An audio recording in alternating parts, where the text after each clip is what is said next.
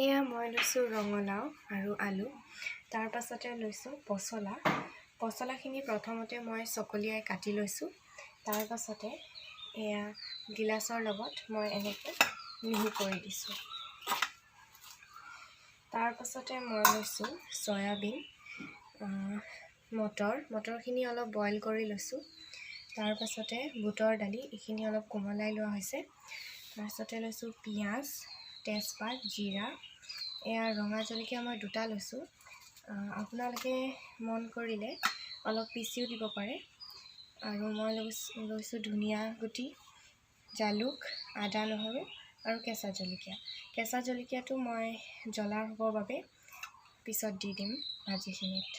মই লগতে লৈছোঁ তেল, হালধি আৰু নিমখ। এয়া এতিয়া তেল গৰম হৈছে। মই গৰম তেলতে তেজপাত দি দিছোঁ আৰু ৰঙা জলকীয়া দি দিম লগতে।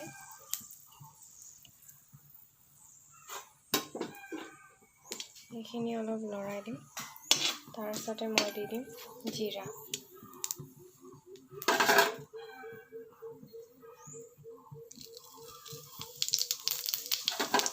মই এইখিনি অলপ ৰঙা হ'ব দিম।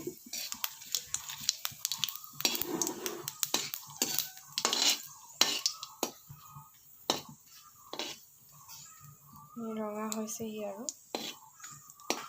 এতিয়া মই ইয়াত পিঁয়াজ দিম।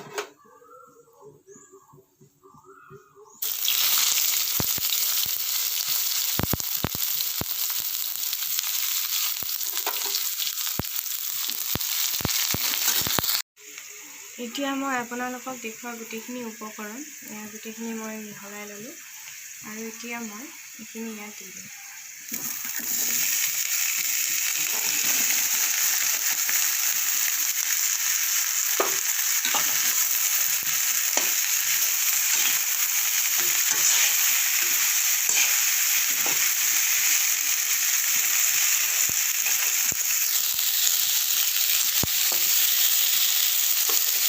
এতিয়া মই ইয়াত এটা পেষ্ট বনাই লৈছিলোঁ। জালুক, আদা, নহৰু আৰু ধনিয়া গুটি, সেইখিনি ইয়াত দি দিছোঁ। আৰু এতিয়া মই ইয়াত দিম হালধি, নিমখ,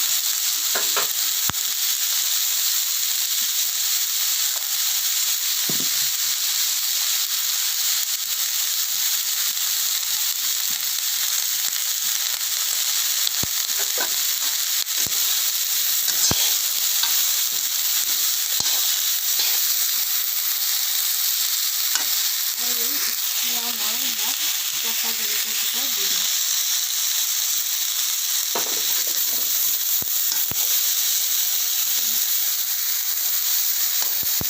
এতিয়া মই এইখিনি অলপ ভাজি ল'লোঁ। ইয়াত মই ঢাকন দি দিম যাতে এইখিনি ভালকৈ সিজি যায়। ঢাকন দিয়াৰ পাছত আপোনালোকে জুইটো অলপ কমাই দিব।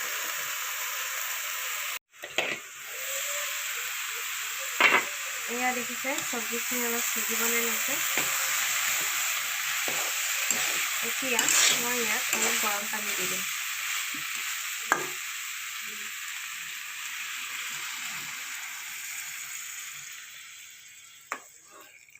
ইয়াৰ পানীখিনি শুহি গ'লে আমাৰ আজিৰ চব্জিখিনি হৈ যাব।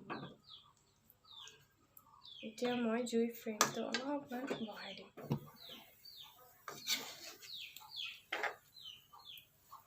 আৰু ইয়াত মই এতিয়া ঢাকন দি দিম।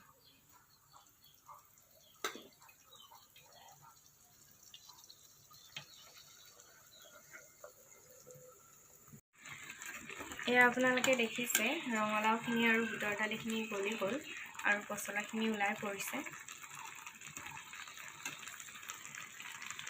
অকল পচলাখিনি খালে ভাল নালাগে, এনেকৈ মিক্স কৰি খালে নহ'লে এয়া খালে খুব ভাল লাগে। পচলাৰ গুণাগুণ বহুত আছে। পচলা ইউৰিক এচিডৰ কাৰণে বেছি ভাল।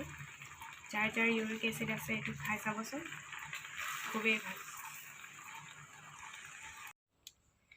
এইয়া আমাৰ পচলা ৰেচিপি ৰেডি। Tasty tasty.